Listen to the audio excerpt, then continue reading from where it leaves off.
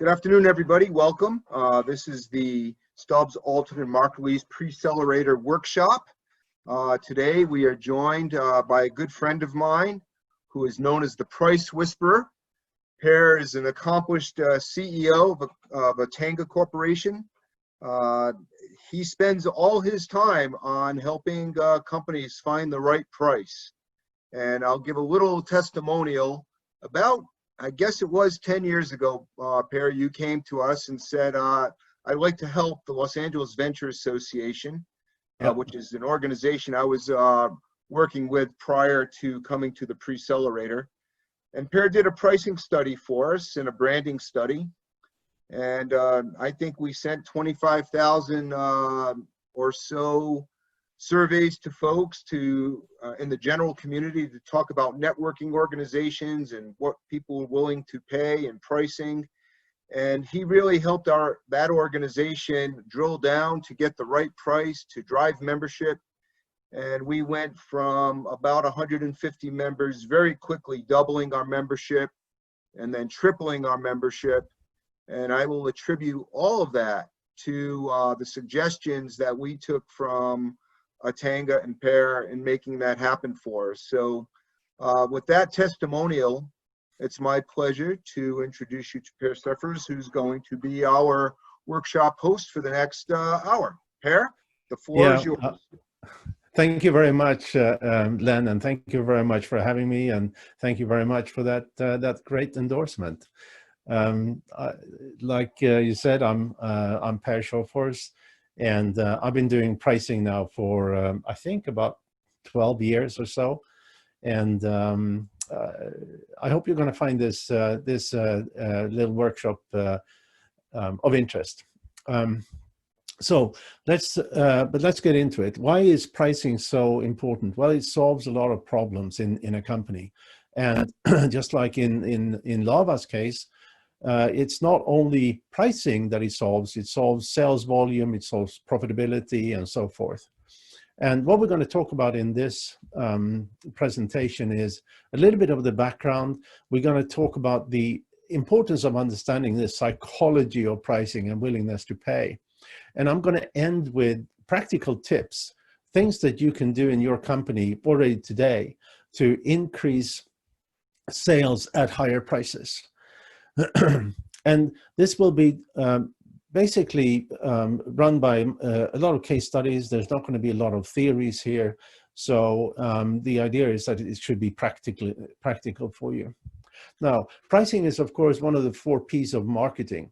So a lot of what I'm going to talk about is not only price, but also how price affects products, how price affects place, how price affects promotions. But if we go to the background here, let's look at Elizabeth here. You see, she's not doing very well. She's not very happy. And that's because she was guessing price. She was using maybe fixed margin or pegged her price to a competitor. And that is not a very good way of setting price. If you compare to Anne, which is really happy here, and that's because she was using data, science, she understood willingness to pay and buy, and how she could differentiate herself in meaningful ways. Now, people often ask me how I got into this. And the fact is that I had a chance to run a few companies in Europe and then a couple of companies once I moved here into the States in the mid-90s. And we did experiments with pricing. And some of those experiments were complete disasters. They just blew up. And some were really, really successful. Now, what I had learned in business school and what I could read about pricing was so academic and so theoretical that it didn't help us to understand why some of those experiments worked and others did not. And then, of course, there's a lot of mumbo jumbo when it comes to pricing. So a dozen years ago, I set out to figure out the process that would make pricing practical. And that's what we're going to talk about today. But if we continue with some of the basics, I like to say that we're standing on the shoulder of 2 giants.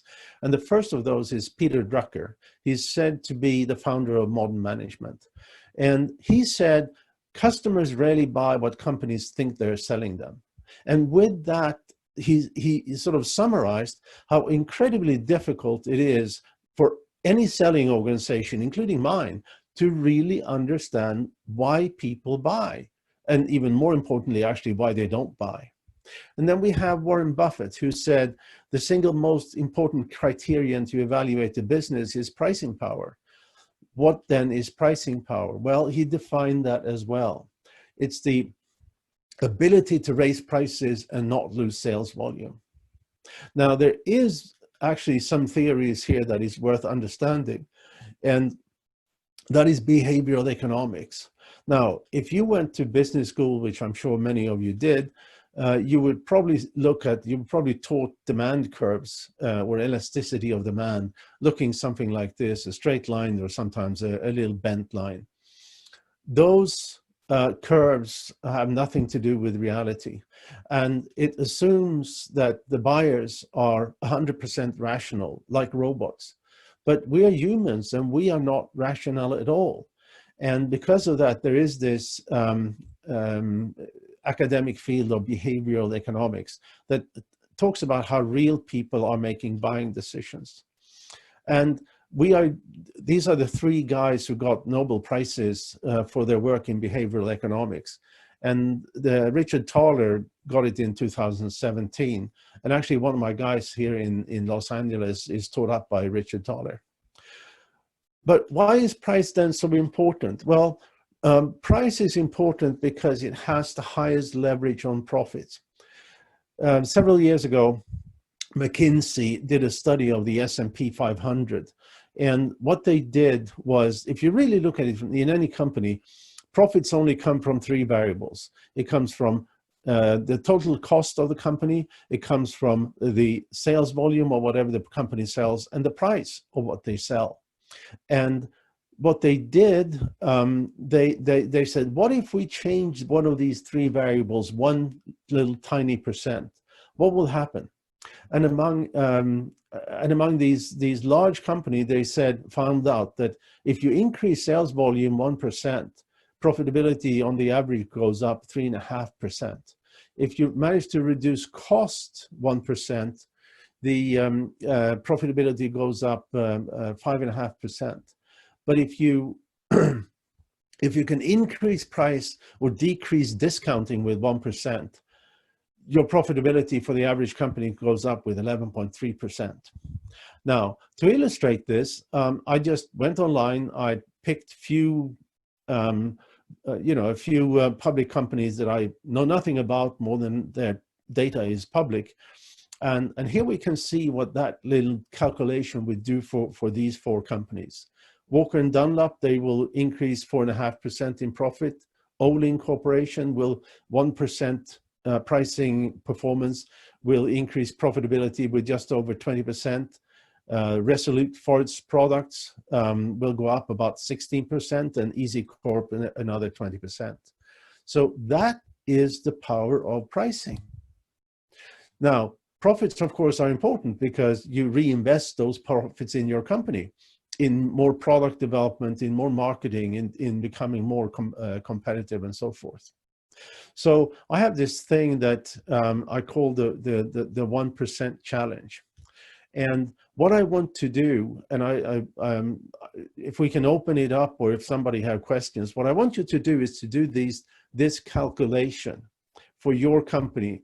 If you're not in revenue yet, look at what you have projected, what you have for yearly revenue. I put in 10 million here, which is of course very, very large for a startup, but look at your 5-year projections.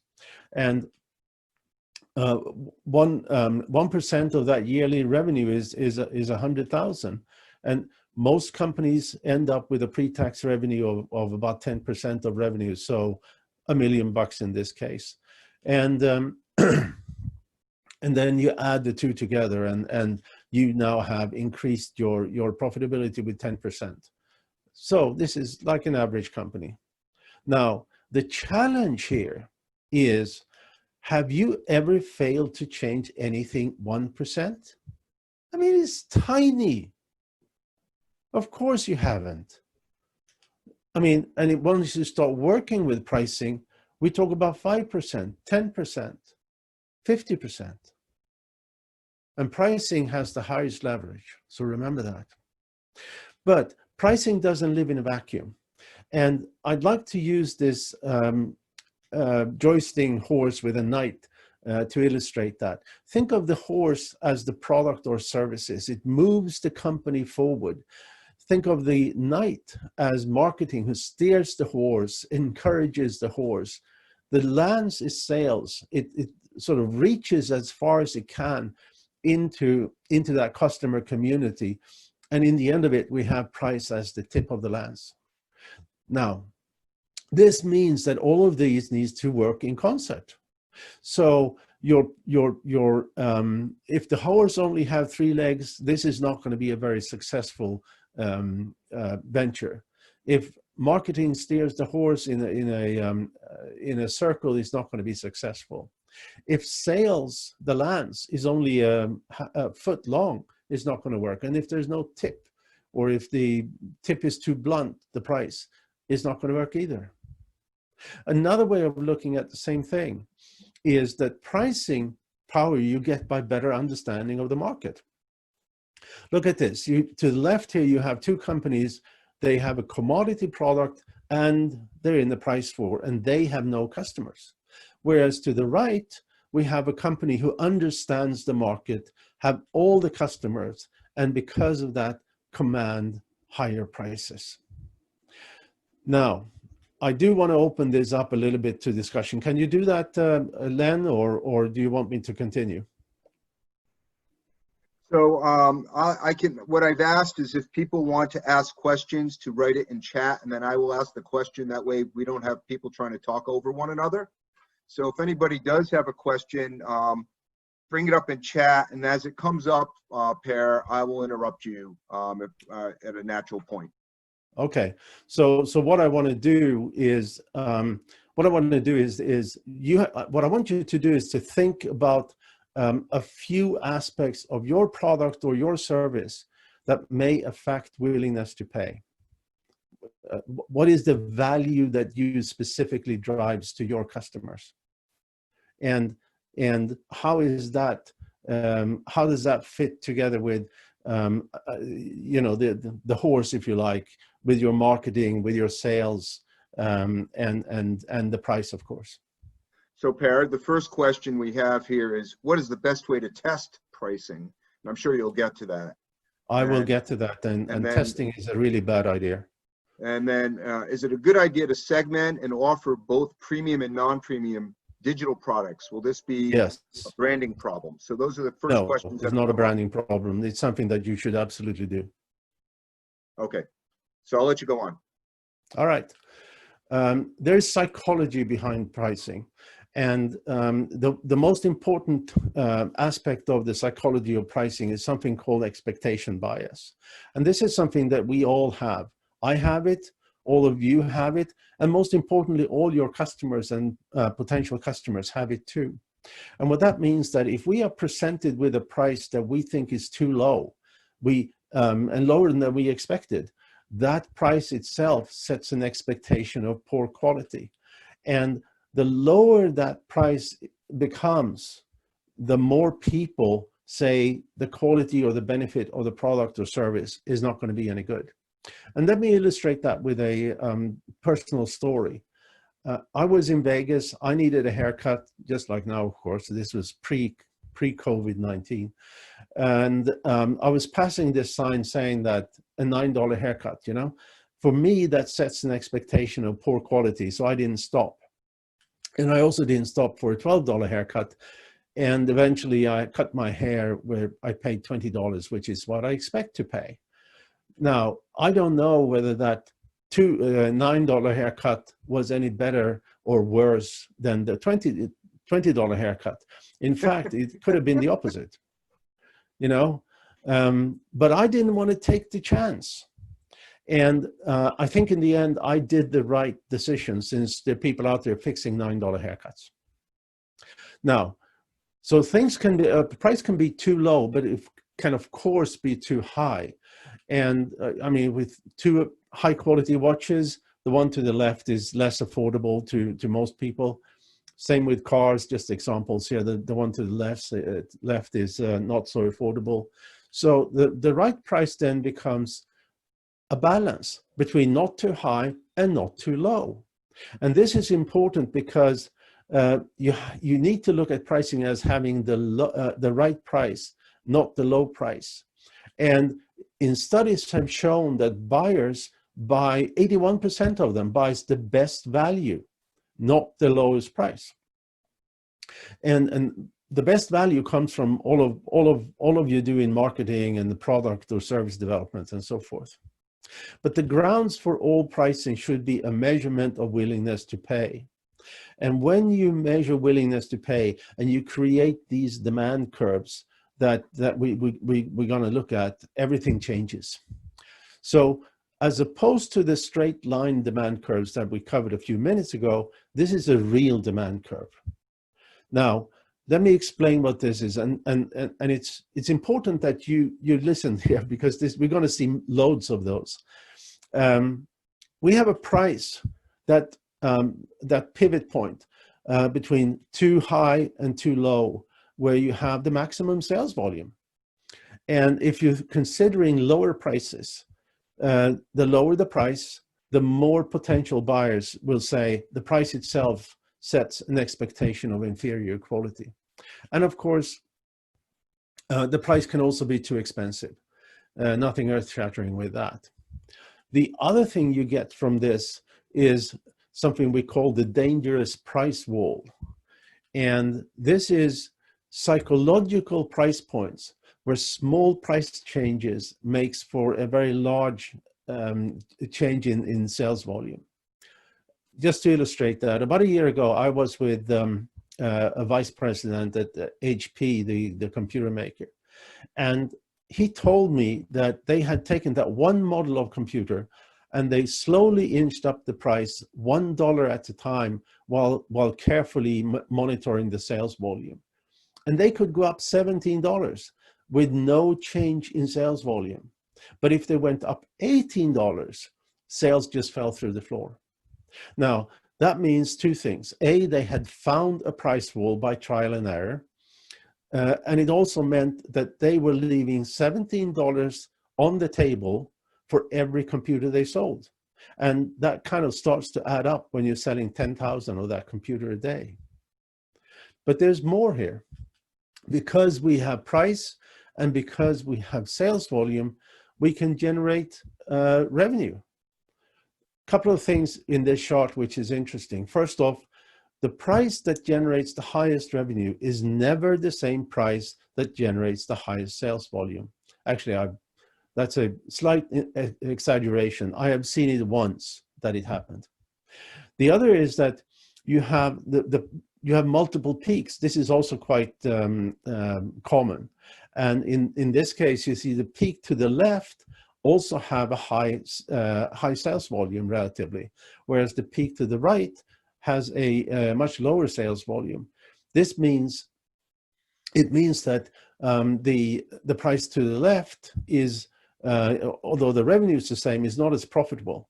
Profitability is maximized on the right price point because the cost of goods sold is simply lower. Yeah. Okay. So let me ask you a question here again. I have some questions here. So okay, let me go ahead. back and I'll read some of these out. Yeah.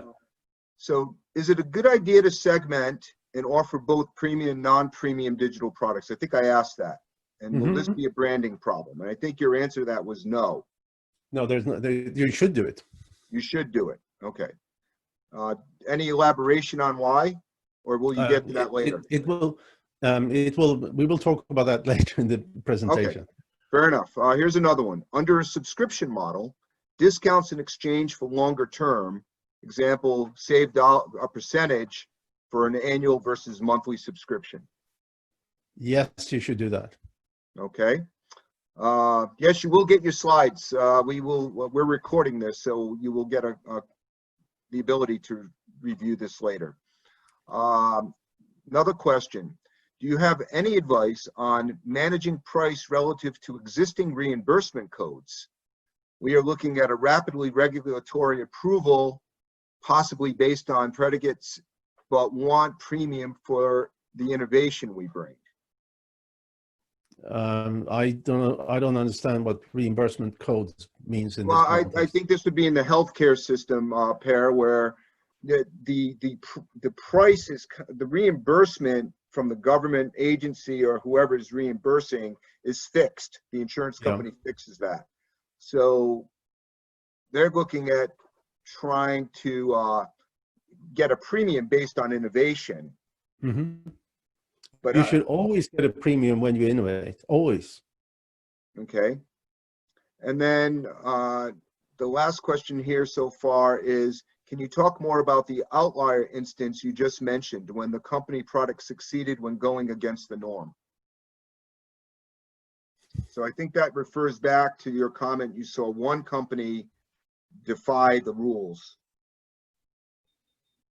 Well, I mean, I can talk a lot about outliers, but it's at the end of the day, this is all about understanding why people buy, why they don't buy, what drives a higher willingness to pay, what marketing messages, what segments, what features and functions affects willingness to pay in such a way so that so you can focus on those that has those aspects or attributes of your product or service, and the aspects of your customer that is the most profitable for you.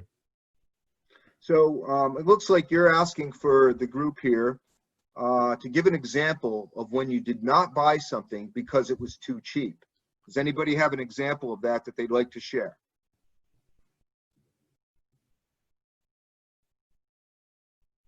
Juicier. Food, $1 burgers. I've heard $5 sushi as well. All you can eat. All you can eat sushi for $5. Yeah, that's not a good. Keep sushi, someone just said. Okay. I'm asking this question only because I talk to people every day that says, I need to lower my prices. And they don't understand that you lower your prices, eventually the prices will be so low, so people stop buying your product. Toilet paper. Although I don't think you can find that right now. Yeah, exactly. Yeah. All right, let's move on. I'm going to talk about segmentation, and I'm using a couple of examples here that are sort of generic. And what I want you to do is that look at segmentation from the point of view on your company and so forth. And I'm using these examples only because they're things that we can easily relate to. And I said that we want to correlate that willingness to pay measurement that we just did with these value drivers and decision drivers. These are attributes about your product or your service. It could be features and functions. It could be the sales channels you use. It could be your marketing messages. Now, you also want to segment your buyers based on the demographics or their market verticals or their locations or anything that is, again, relevant for your business.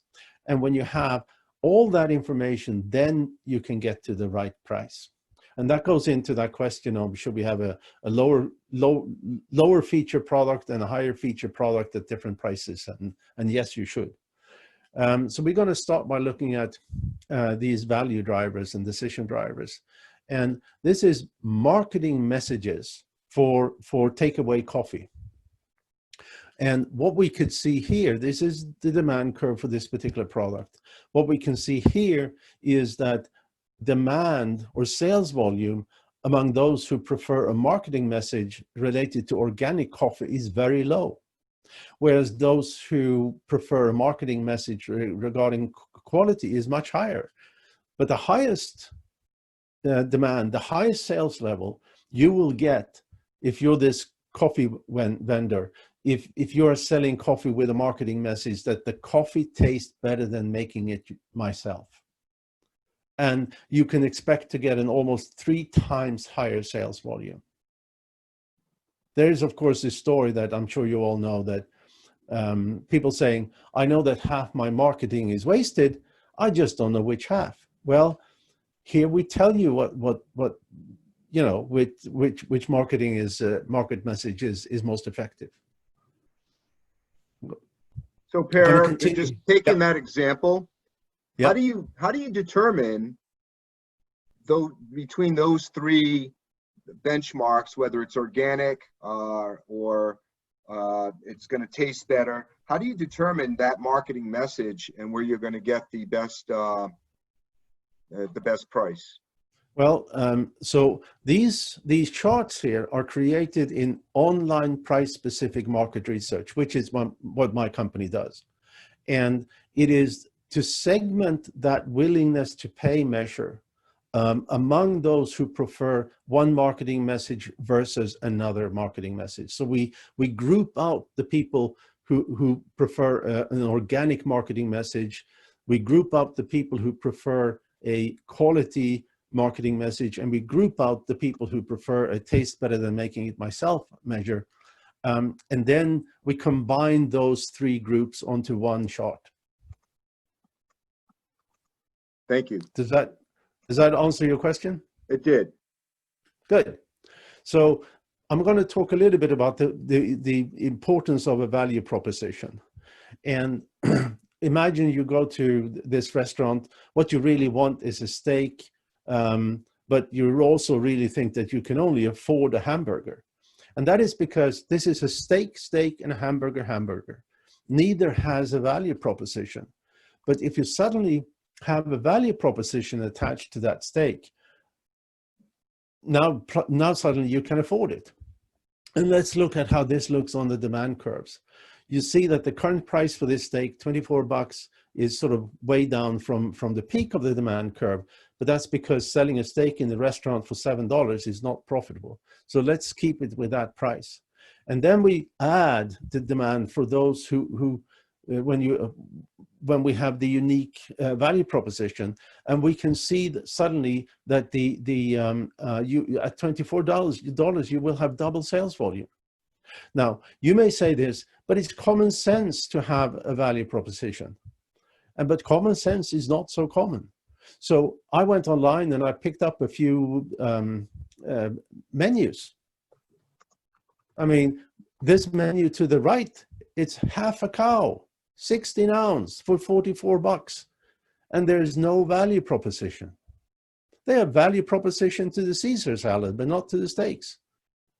And the same goes for the restaurant to the left. Then, more interesting with segmentation, to promote the right product feature. This is integration software.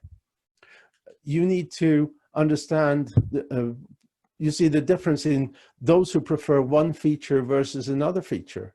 Those who want to manage all integrations from one place have a very high willingness to pay, whereas those who want to access a large library of systems for integration have a very low willingness to pay. So this tells you what to use in marketing simply. And if we continue here and look at what the actual prices would be, you will see a tremendous difference in revenue between the two. Recommended price for this product is just under 5,000. And in this case, you will have almost 5 times higher revenue by using the right marketing message, by promoting the right feature. That's what I meant. Now, continuing on, let's look at demographics. The ability that you need to target the right market vertical. And we're going to do this looking at a dash cam. And when this project was done, dash cams was something that was fairly new. And my understanding of what would be a typical customer for a dash cam would be this guy, a real nerd. But then the data came back and said that females generate higher demand at all prices. And in fact, would generate about 25 to 30% higher revenue at all prices. So with this information, it tells the company where to promote. You want to promote in channels that are more likely to be read by females, and not in channels that are more likely to be read by men. So my gut feel on who the customer should be was completely wrong, because this would be the customer. So with this data, you can direct sales to customers with the highest willingness to buy. And more market segmentation here. This is a doctor's practice.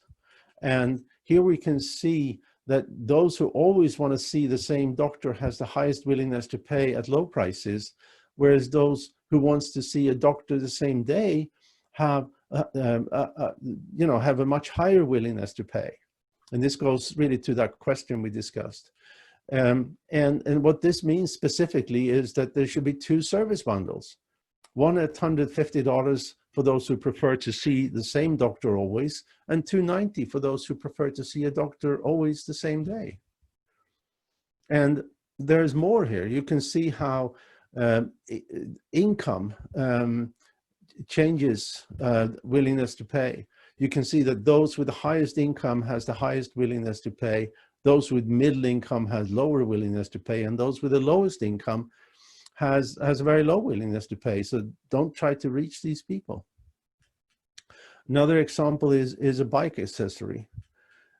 We can see that those with electric bikes have a very low willingness to pay for this product, whereas those with hybrid or commuter bikes have a much higher willingness to pay.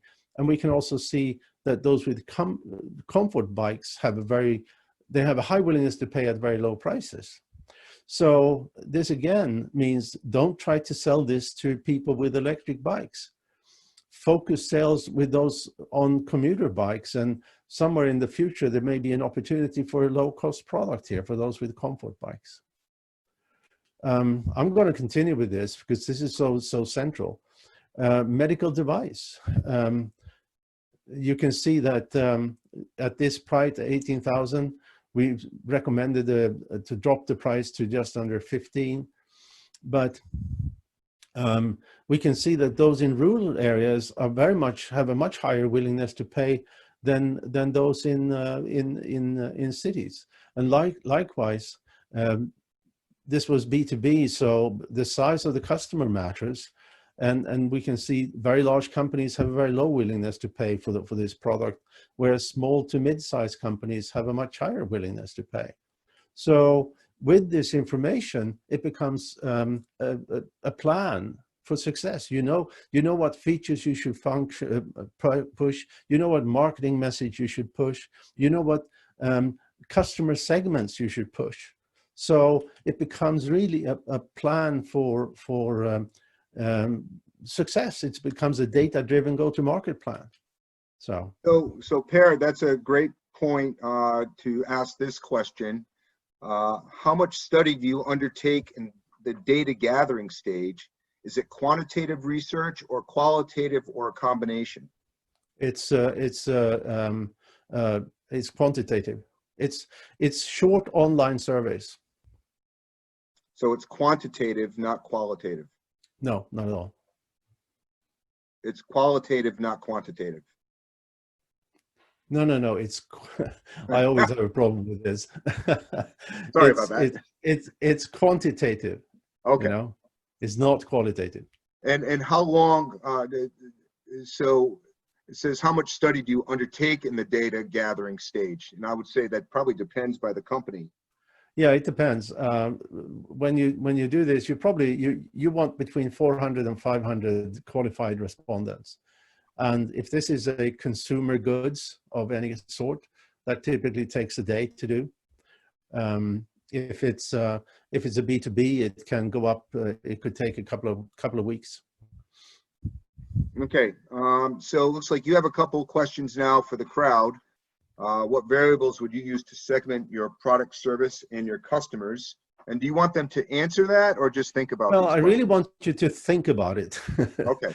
And if you have questions or comments, feel free to voice them. And what information would you use as a base for this segmentation?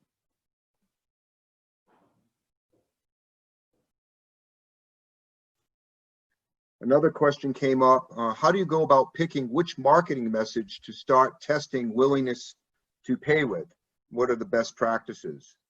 Well, I mean, anybody has, in a company, you come up with a new product or service, you have ideas of what marketing messages would be the most effective. And you can go out and you can talk to a dozen potential customers and just ping them what they think would be the best. And then you put that list into the survey, and then you'll know. Someone made a comment here. Gina made a comment. I think this is in response to what variables would you use to segment your product, service, and your customers? And her comments were the culture of the user and their values. Yes, that is an interesting one. I mean, we've done projects for example, religious organizations, and finding out how much people are willing to pay for various various activities within a religious organization is very interesting. So one example is we did a thing for a religious television network similar to Netflix, and different denominations of Christians had different willingness to pay. That's interesting. Yep. Let's talk a little bit about COVID-19 then. This obviously is downtown before the event, and this is downtown after, so a little different. We're going to first do this with a garment manufacturer, and as you can see from the two demand curves here, sales after the COVID-19 will go down a little bit, especially for the lower priced products. And but the higher priced products will not see very much of a decline. So recommendation here is again, do continue advertising, but focus advertising on the more expensive products. But there's more. Those who want to buy these products from Amazon, you can see at low prices, very, very significant reduction in sales volume, whereas at high prices, they've actually increased. So again, it means focus on the more expensive product for this company. And where does prices fit in here? Well, they had a current price for a product that was $145, that should go up to $160. If they had another product at $170, that should go up to $195, to capture the most possible of their customers' willingness to pay. And then we looked at the same thing for those who want to buy this from a specialty retailers. And we can see again that at high prices, demand has gone up. So they should focus on the more expensive products. And we can see where these new prices fits in as well. So counterintuitively, COVID-19 for this company drove a higher willingness to pay for the more expensive products.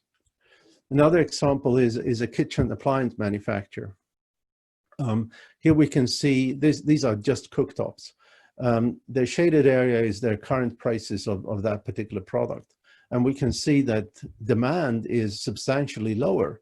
We can also see that there's a new price wall at $1,500. That price wall at $2,000 has moved to $1,500. And that at low prices, at low prices, sales will go down with about 20-30%, whereas at high prices it will go down with about 50%. So different than the garment manufacturer, and so this company need to cut prices. So the current price of a product they have on it's $760 or was $760. That needs to go down to under that price wall. And the same thing with they had a product $2,330. That needs to go down to that below that price wall, just under $2,000. But So there's Per, more here. Yeah.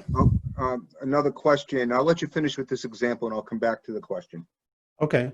So we also tested demand for certain different brands in this market of cooktops. And we could see that for this particular brand, the demand shifted down. So the peak was, went down to 800 from 1200. And so they have an opportunity to sell large volume of products at low prices if they can manufacture them. And another brand, they have nowhere to go. Sales volume just drops at all prices. So this is not good for this brand. Whereas this brand, we can see almost no difference in the sales volume. And in fact, this particular brand published their Q1 quarterly results about a week ago, and sales has gone down with only 5%. So the brand has pricing power. And just to be clear, back to that slide, the red line is pre-COVID and the yellow line is post-COVID or during COVID. Yes. Correct? Okay. Yes. Just so I know what I'm looking at. Um, Before you go to the next slide, let me give you this question. How do you Yes. measure willingness to pay with surveys? Is it a question like, would you pay for this product at this price? Good enough? Do the questions need to be open-ended?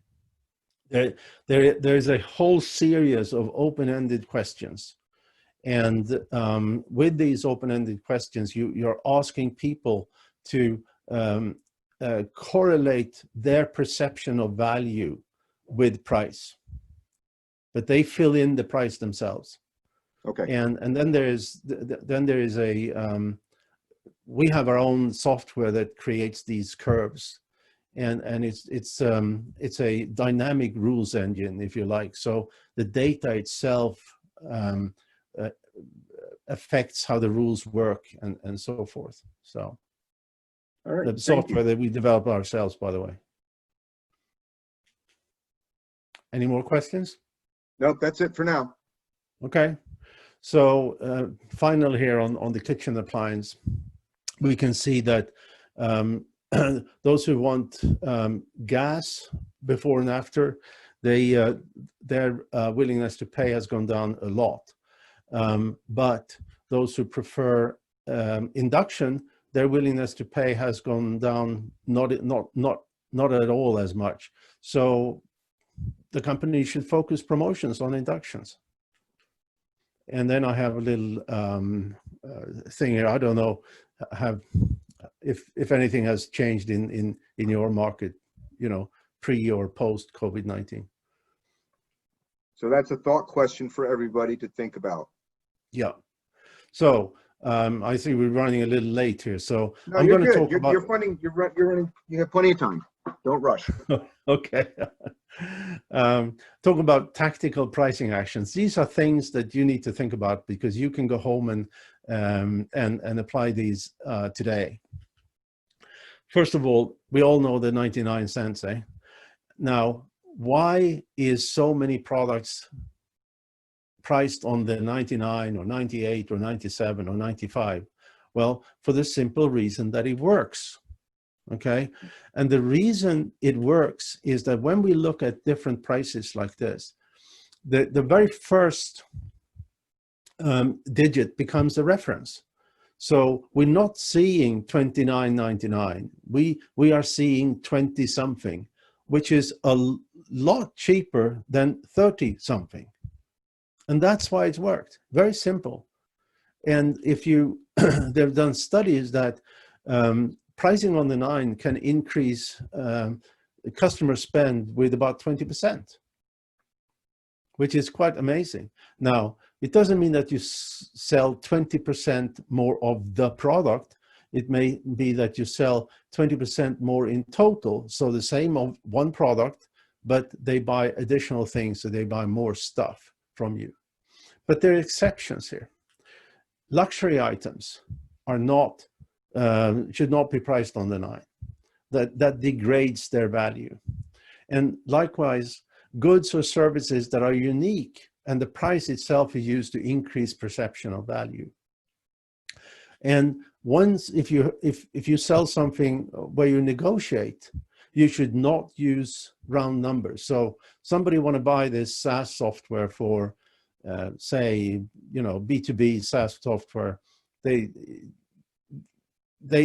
Your price is, say, $9,000, and they try to negotiate you down to $6,000.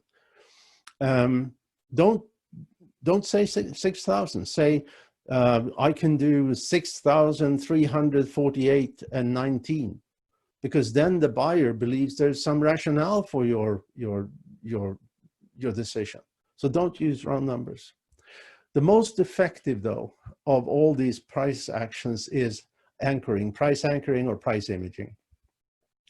As an example, as you've been browsing the Prada store for $4,000 handbags, that $600 wallet at the checkout becomes cheap and very affordable. And this is because we are anchored to that expensive price of $4,000. The most brilliant example of this, though, I've seen is when Apple came out with a watch, and they had this $349 watch, and they have a $17,000. The same watch, just that the case is in gold in one of the two, probably the more expensive one. And everyone who wrote about this introduction, about the audacity of Apple to have a $17,000 watch, every time somebody saw this, they that 350 or that 349 became more and more and more affordable. And it's not only Apple. Do you want to buy a $13,000 TV, or do you want to buy a $1,400 TV? And the importance is how this is being presented. Here's a trade show down in, it's called VidCon in Anaheim. And here we have a situation where you have a price anchor that drags down willingness to pay. And you sort of read higher prices going to the right. And that makes the more expensive options less affordable. And we worked with this company. We said, switch it around and start with a high price that pulls up willingness to pay.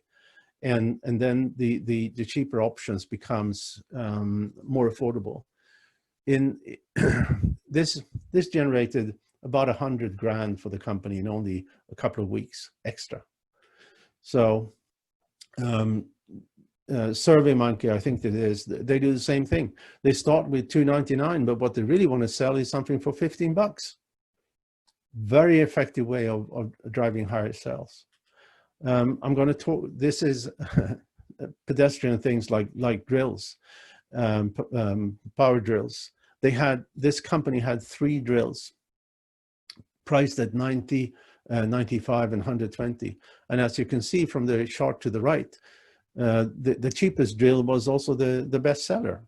But then they did one little price change, and that drill number 2 went up to $111, and that completely changes the decision landscape. So suddenly that became the best seller, and drill 1, which was the cheapest, or is the cheapest, saw a lot of direct reduction in sales, and also sales of drill 3 went up.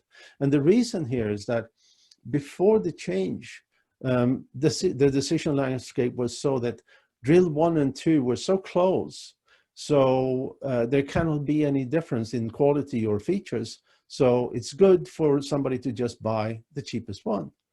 After we had this, that the drill 2 must be much better than drill 1, and for only a few bucks more, you can get the best. So it drove up people's willingness to pay. Result of this, revenue increased with about 14% and gross margin with 20%. If we're looking at some strategic pricing actions long term, we talk about segmentation, to know what customers segmentate, know what they prefer. Now, these segments needs to be sizable enough, and demand for various segments need to be measured. But I love this little guy, you know. A segment of only one person for a time machine that can take you 60 minutes into the future, an hour into the future in only 60 minutes. Wouldn't you want that, you know? I think this is great. Product categorization. Often companies have the same pricing strategy for all their products, although most companies have some products that are unique, some products that are commodity, and some products that are in between. Then what you should do is you should have different pricing strategies. These A products that are unique, you should stop discounting, increase price. Commodity products is all about reducing cost. And for those in between, try to make them unique, you know. Often you can increase price of low volume products. If you have something that people buys all the time, they have reference price. They know what it should cost, but you present them with something that they don't buy every day. You can charge almost anything you want because they have no reference. Discounting. When you're ready, Per, when you're ready for a break, let me know. I have 3 questions in the queue. Okay. Well, we can do a break now. So. All right. So this first one is, and this is related to COVID. If COVID has actually increased demand for your product, can you raise prices without looking predatory? Currently, yes, but you. Okay, answer that part. Yeah, I mean, the same with us. Our business have increased after COVID. And yes, you can increase prices, but you shouldn't price gouge your customers. And I believe price gouging is defined by the government because they will investigate people that are doing that. And I think there's a threshold. I think if you increase your price by 10%. Yeah, actually 10%. 10% is the what Garcetti said here for LA County. Right. So the rest of this question is currently, and this is going back to this product in COVID, currently we are new, so their product is available for free, but we need to start charging soon. Do we keep a free tier and add a premium one, or should we just go and charge? It depends on what the product is. If it's an app, you should have a free version and then a paywall. Okay. And what is the rule of thumb for pricing one-off services versus subscription-based services? For example, is it typically a 10% savings when signing up for a membership compared to buying a one-off service? There is no rule of thumb. It's all different for every different product or service. Okay. Thank you. That's all I have. Okay, so discounting should be in such a way that you drive people to more profitable products and not across the board. You can do bundling that can help focus on your advantages, and sometimes you have to do unbundling.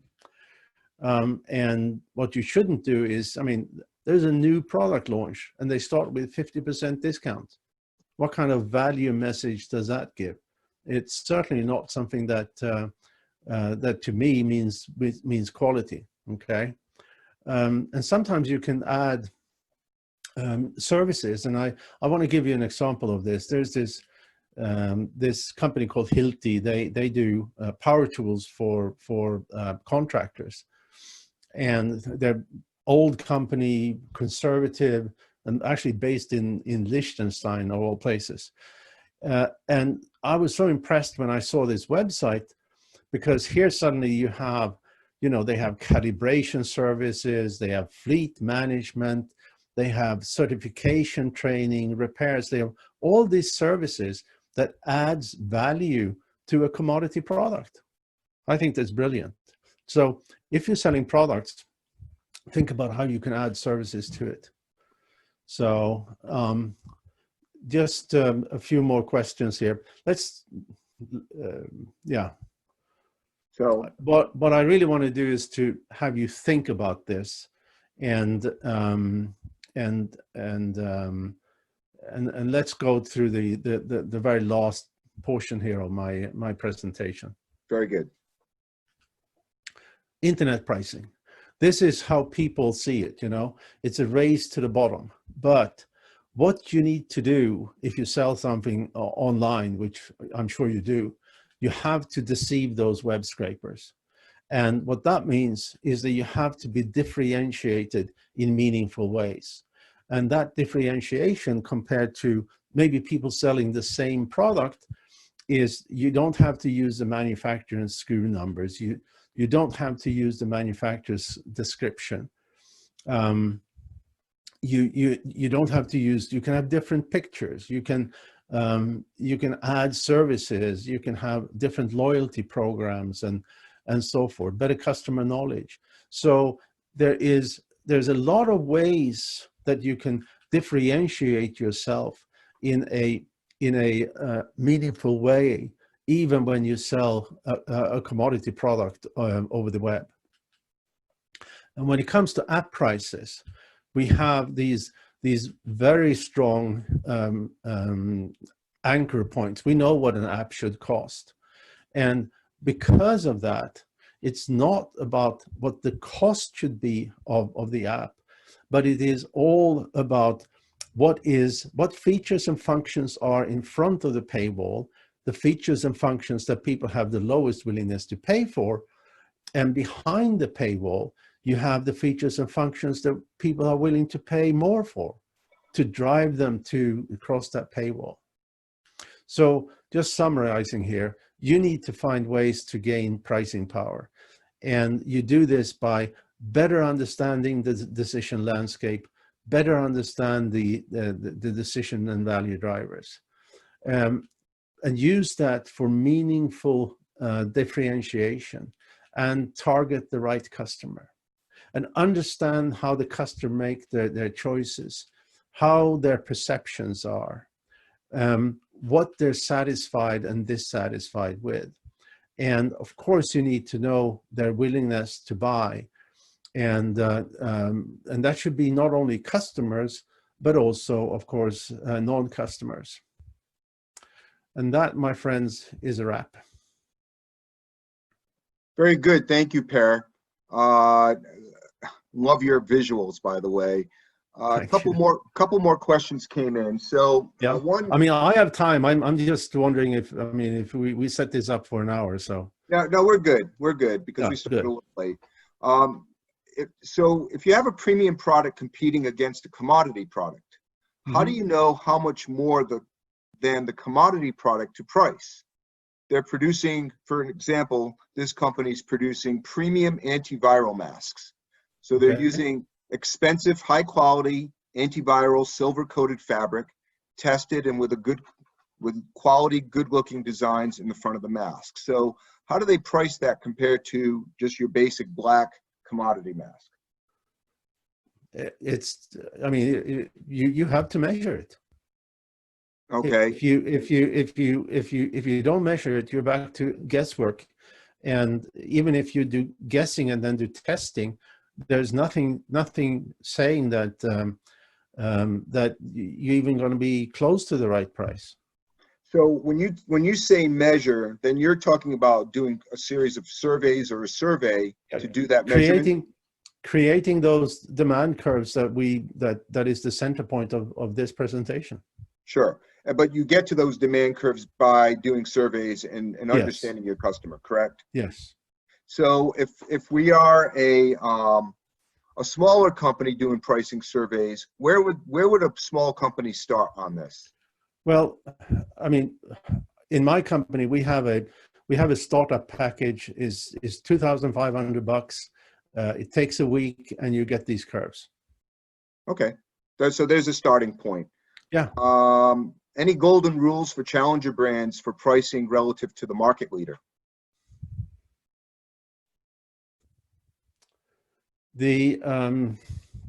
Yes, you should. If you want to come in below a market leader, you should not be more than 15% cheaper.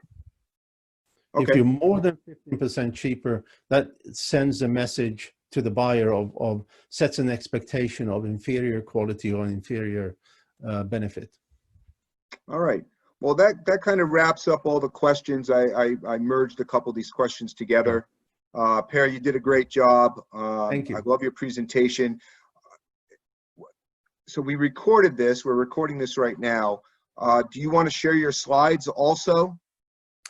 Yeah, I can. This is a gigabyte. You know, the PDF is a gigabyte. Okay. But I'm happy to share those. Absolutely, no problem. All right. So I'll get them from you and disperse them out. Yeah, you get a link that you can send drive. out, and people download the link from Perfect. the link. Excellent. Per, thank you so much. We appreciate you, and thank you all for participating. Our next workshop is next Tuesday. It's with Elevate My Brand by Laurel Mintz and on digital marketing, and we hope to see you all then. Thank you, and all have a great day. Thanks. Bye-bye.